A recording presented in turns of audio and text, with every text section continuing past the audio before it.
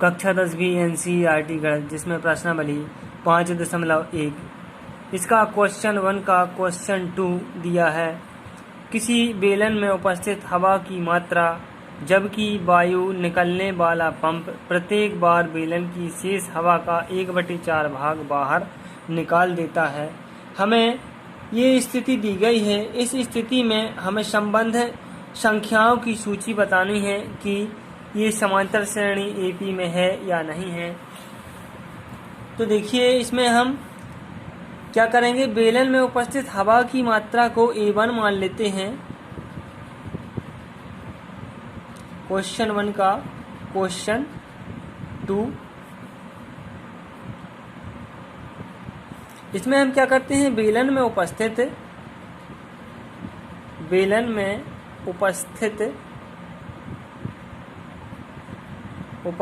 हवा की मात्रा क्या मानते हैं, A1 या X मान लेते हैं। बेलन में उपस्थित हवा की मात्रा A1 बराबर हम X मानते हैं। अब देखिए, क्योंकि प्रश्न में कहा गया है कि जो हवा निकालने वाला पंप है प्रत्येक बार बेलन की शेष हवा का 1/4 भाग बाहर निकाल देता है। तो देखिए, जब प्रथम बार हवा निकलने के बाद बेलन में शेष हवा बचेगी तो क्या बचेगी, तो यहाँ हम लिख सकते हैं प्रथम बार हवा निकलने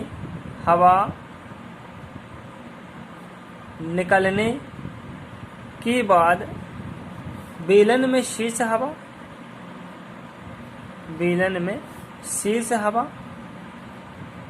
क्या होगी, प्रथम बार हवा निकलने के बाद बेलन में शेष हवा यदि हम A2 माने, A2 बराबर,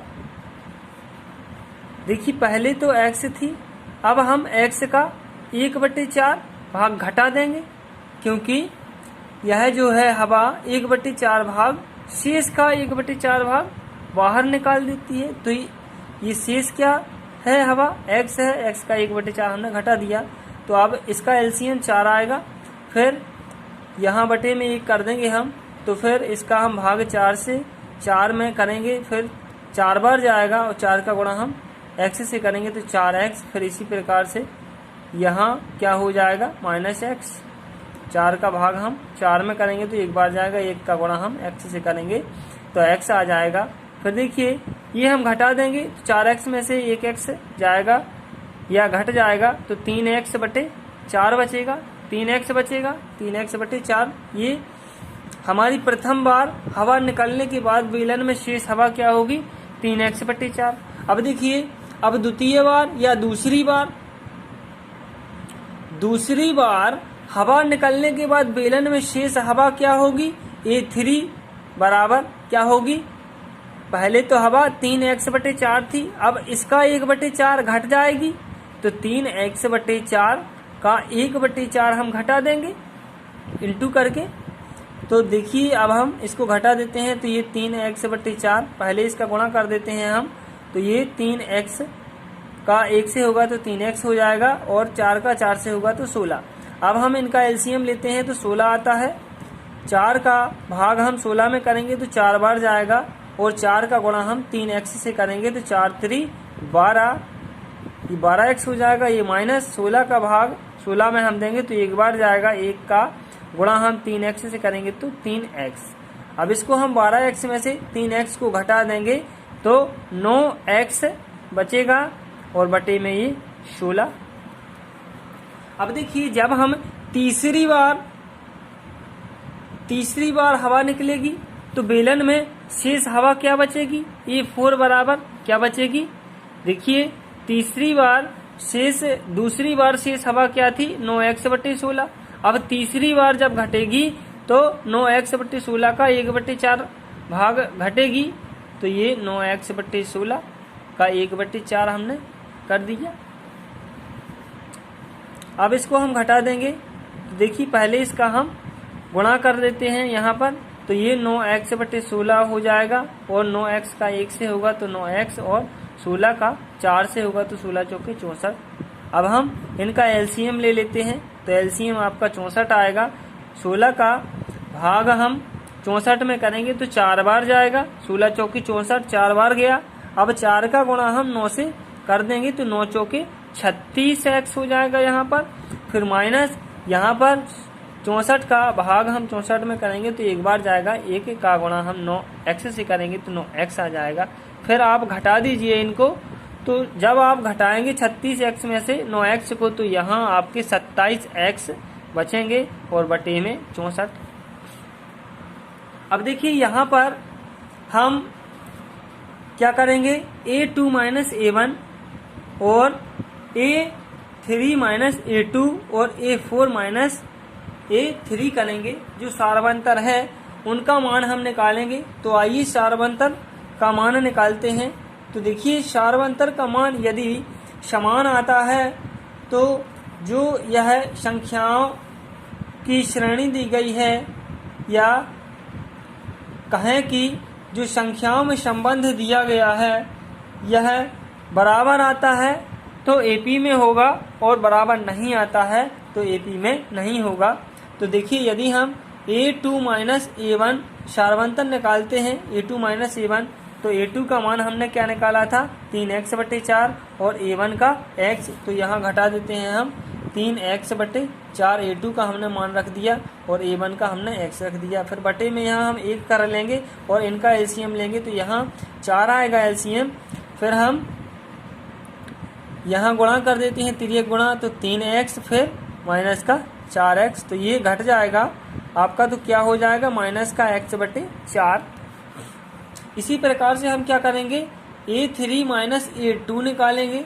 तो देखिए A3 का मान 9x/16 दिया है, A3 का मान क्या दिया है 9x/16, और A2 का मान क्या दिया है 3x/4। तो यहाँ हम रख देते हैं 9x/16 माइनस 3x/4। यहाँ फिर हम एलसीएम लेंगे तो 16 एलसीएम आएगा। 16 का भाग हम 16 में करेंगे, एक बार जाएगा, तो यहाँ 1 का गुणा 9x से करेंगे तो 9x आ जाएगा। फिर माइनस लगाएंगे, फिर इस 4 का भाग हम 16 में देंगे तो 4 चौके 16, 4 बार जाएगा भाग, और 4 का गुणा हम 3x से करेंगे तो 4 3 12x हो जाएगा यहाँ पर। और फिर हम इसको घटा देंगे। देखिए धन का 9x है और ऋण का 12x है। ऋण की संख्या ज़्यादा है, कितनी ज़्यादा है 3 ज़्यादा है, तो 3x/16 ये आ जाएगा आपका। फिर देखिए A4 माइनस A3 निकालेंगे हम सार्वंतर। तो A4 कितना दिया है 27x/64, तो यहाँ देखिए 27x/64। A3 क्या दिया है 9x/16, A3 क्या है 9x/16। अब फिर हम इनका एलसीएम लेंगे तो 64 आएगा एलसीएम। तो 64 का भाग हम 64 में करेंगे तो एक बार जाएगा, फिर 1 का गुणा 27x से होगा तो 27x हो जाएगा। फिर माइनस लगाएंगे, ये वाला माइनस, फिर 16 का भाग हम 64 में देंगे तो 4 बार जाएगा, 16 चौके 64, और 4 का गुणा हम 9x से कर देंगे तो 9 चौके 36x हो जाएगा यहाँ पर। अब यहाँ पर फिर घटा दीजिए आप, तो देखिए धन के 27 हैं और ऋण के 36 हैं, तो चूंकि ऋण की संख्या ज़्यादा है तो 36 में से हम 27 को घटा देंगे तो यहाँ चिन्ह ऋण आएगा।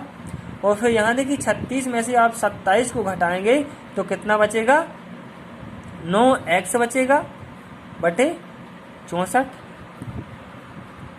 अब देखिए यहाँ हम देखते हैं कि ये जो सार्वंतर हमने निकाले हैं ये बराबर नहीं है। सार्वंतर कैसे हैं, बराबर नहीं है। अतः संख्याओं में जो संबंध दिया गया है या संख्याओं की जो सूची दी गई है यह एपी में नहीं है। तो यहाँ हम लिख सकते हैं यहाँ हम लिखेंगे क्योंकि क्रमागत पदों में अंतर समान नहीं है। क्रमागत पदों में अंतर समान नहीं है। अतः